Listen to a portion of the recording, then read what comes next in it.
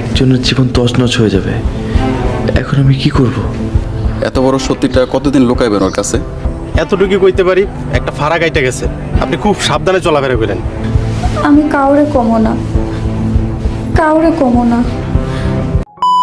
Hello, আসসালামু আলাইকুম বন্ধুরা। হামিদ কিন্তু নূপুরের আসল বাবা মাকে খুঁজে পেয়েছে। আমজাদ সর্দার সবাইকে কি সত্য বলতে চাই? সুলতানা কি তাহলে আমজাদ সর্দারের আসল মেয়ে নয়? কি ঘটতে চলেছে অহংকারী চাকর দয়ালু মালিক নাটকটির ৫ম এপিসোডে, এবং কি করলে এই নাটকটির পরবর্তী পর্ব সবার আগে দেখতে পারবে তা জানিয়ে দেব আজকের এই ভিডিওতে। তাই ভিডিওটি লাইক করে না টেনে সম্পূর্ণ দেখতে থাকুন। তো চলুন বেশি কথা না বাড়িয়ে মূল ভিডিওতে যাওয়া যাক। তার আগে বলে রাখি, যারা আমাদের ইউটিউব চ্যানেলে নতুন, আমাদের ইউটিউব চ্যানেলটি সাবস্ক্রাইব করেননি, এখনই আমাদের ইউটিউব চ্যানেলটি সাবস্ক্রাইব করে রাখুন। অহংকারী চাকর দয়ালু মালিক নাটকটির পরবর্তী পর্ব যদি সবার আগে দেখতে চান, তাহলে অবশ্যই কিন্তু আমাদের ইউটিউব চ্যানেলটি সাবস্ক্রাইব করা থাকতে হবে। বন্ধুরা, এই নাটকটির পরবর্তী পর্বে কি ঘটতে চলেছে? এই নাটকটির পরবর্তী পর্বে দেখতে পারবেন হামিদ কিন্তু নূপুরের আসল বাবা মা অর্থাৎ আমজাদ সর্দার তার বাবা, এইটা কিন্তু জেনে যাবে, কিন্তু এটা প্রকাশ করতে পারবে না এই ভয়তে যে সুলতানার জীবনটা তছনছ হয়ে যাবে।